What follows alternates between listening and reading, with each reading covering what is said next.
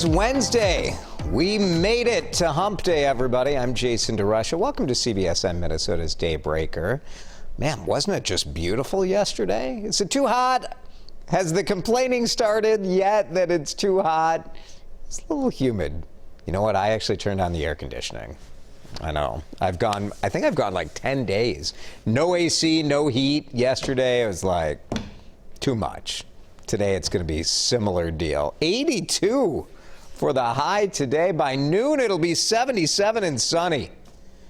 Chance for storms overnight. We need the rain. I think everybody's lawn is looking pretty crunchy right now. But what a day. Just again, fantastic. So enjoy it.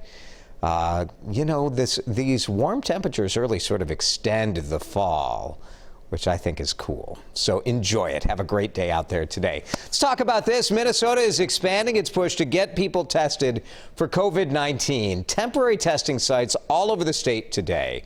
In Grand Rapids, Pine City, and Waseca, the state is really trying to test as many people as possible because they're seeing spread of COVID in our communities, but they don't exactly know why or how. So by testing more people, they'll get a better sense as to how widespread it is, maybe how it is spreading.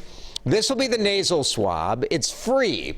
So if you live in one of these communities, they want you to come out and get a test. This is part of a 4-week program. You'll see these testing sites open up all over the state. Also this today, the first COVID-19 saliva testing site opening in Duluth. So the regular traditional test, they take that swab, stick it up your nose, and scratch your brain out. That's how they do it. I believe that's science. This, you do like a little, you know, it's like, have you ever taken one of those ancestry DNA tests? Let me tell you, the saliva test is easier than a swab up the nose, but generating enough spit to fill up to the line in the test tube is more work than you might think. The results come back in 48 hours. We just want to know this. With all these free spots and the state trying to test as many people as possible, are you in? Are you going to get a COVID test? Would you do it? I have, like, my wife and I were talking about this weekend. Would you go get a free COVID test if they came to your area?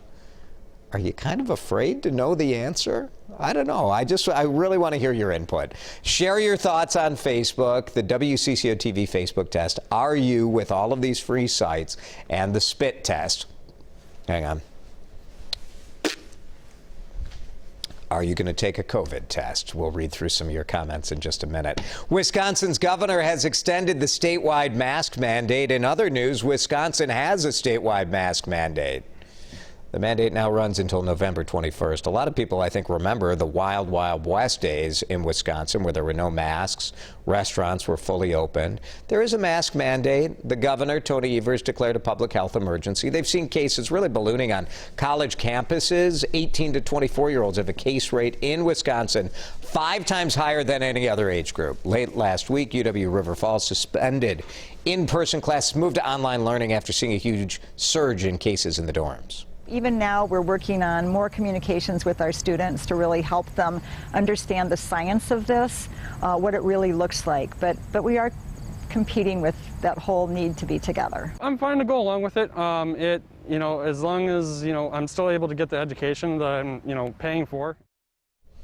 UWRF has at least 76 positive cases. If infections go down, university does hope to move back to in-person classes in 2 weeks. 3 Minnesota schools taking a step back as well because too many students have tested positive for COVID-19. Talking about Brainerd, high schools there are closed today. Teachers need a day to prepare to kind of switch to full-time distance learning for the next 2 weeks. No sports teams practicing or competing during that stretch. The district has not said how many students have tested positive.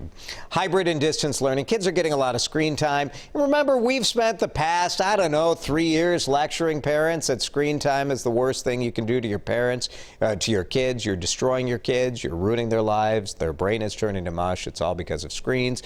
And parents are saying, can I just have 40 minutes to put my kid in front of YouTube, please? So here's a nonprofit group, Parents Together, and they said, well, we surveyed parents. Half of the families reported a 500% increase in screen time. Of course, because kids aren't going to school. They're in front of their computer. Now, screen time research, it's not great, right? It links too much screen time to obesity, vision issues, behavior issues. So we reached out to Dr. Krishnan Subramanian, who's a pediatrician with Hennepin Healthcare, and he said, first of all, settle down, relax. You're doing fine as a parent. And there is a difference between recreational screen time and interactive educational screen time. They're doing it for academic reasons or using really good content media. That's a really valuable thing. Furthermore, we also know that there's a power and a difference when parents participate with their child. So if a parent is watching with, explaining, discussing with their child, that's a really valuable thing.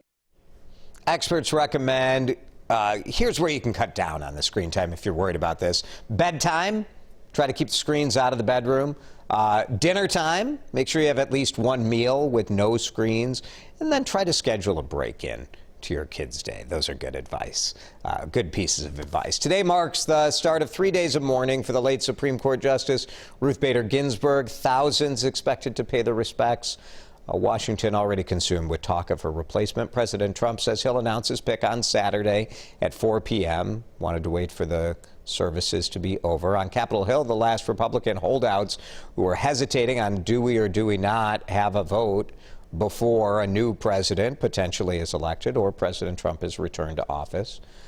They're lining up now. Utah Senator Mitt Romney says he will not block a vote. He'll move ahead with the nominating process, which clears the way for a Senate vote, perhaps before the election, for sure, before the inauguration.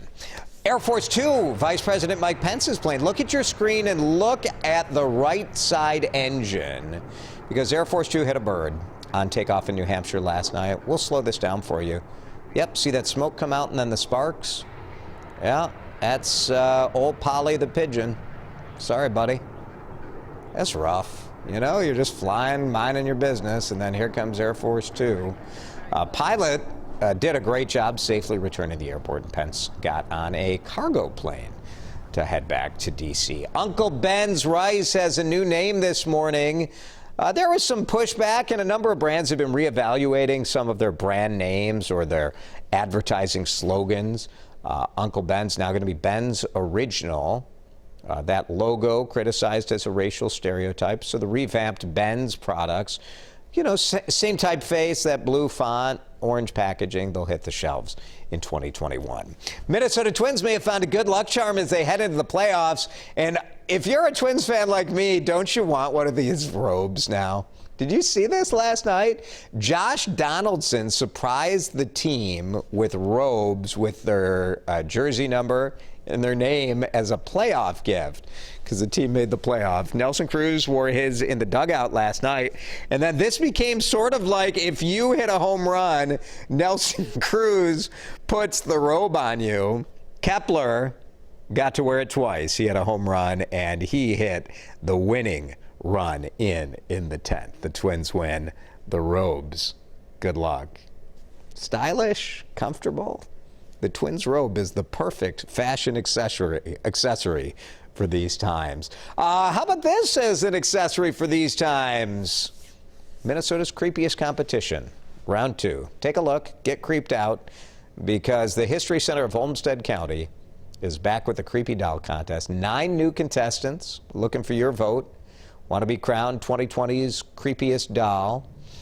They started this at the History Center last year, and it got attention from all around the globe because, that one's just gross. That's not creepy. That is creepy. That is creepy. You can vote for your creepiest doll, favorite or least favorite. Which doll will haunt your dreams for the coming month? The contest starts October 14th, runs to the 28th. History Center will announce the winner during a virtual cocktail party on Halloween night. Very CDC approved. Back to today's talker. We are talking about COVID tests. Do you want to get the test? Is this like a regular doctor visit where you're like, I know I should go to the doctor, but I don't want to know? What are people saying? Eric is back with us, fresh off of his wedding. Thank Eric, you. first of all, congratulations. My nuptials. Very happy Back for you. to creepy dolls administering COVID tests. That's right. Do you feel different as a married man now? My sister asked me that same thing. She's married. I don't. No. It felt pretty much exactly the same. That's good. That's how good. it's supposed to feel. I think. Right. Yeah. It Like, feels ooh, I made right. it to the finish line. Right. Thank No. God. No, it's not a recipe for long-term success, I don't think. No. All right, what are people saying? You don't have to get a COVID test to get married, do you? I don't know what the rules are nowadays. Nope. You don't have to get a blood test. You don't No have to blood just test. have to say that you're not Nothing. cousins. That's Actually, you don't even have to say that. nope. That's fine in many of our states. True. Katie says yes, saliva would be easier and less painful. True. Yeah. Sandra says nope, not doing it. Doesn't matter how. Doesn't matter which way they're doing it. Some people yeah. just don't want to know.